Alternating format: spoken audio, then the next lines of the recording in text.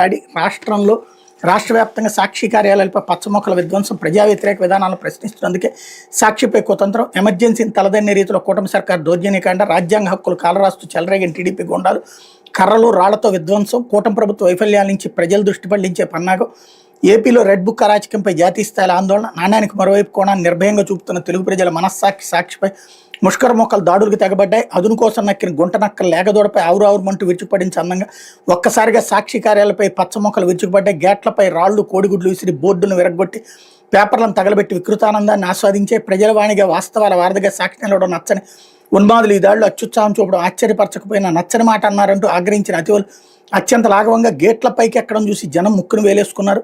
మహిళలను గౌరవించడంలో ముందుండే సాక్షి మీడియా వివాదానికి కారణమైన విశ్లేషకుడి మాటలను తీవ్రంగా ఖండిస్తూ ప్రకటన విడుదల చేసింది.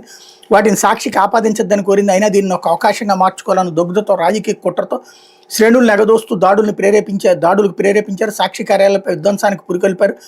ప్రజాస్వామ్య విలువలకు తిరోధకాలిస్తూ టీడీపీ నాయకులు కార్యకర్తలు సాగించిన దుర్మార్గాన్ని ప్రజాస్వామికవాదులు పత్రికా స్వేచ్ఛను కాంక్షించే ప్రతి ఒక్కళ్ళు తీవ్రంగా ఖండిస్తున్నారు అన్నటువంటి వార్తని హైలైట్ చేశారు. లేకపోతే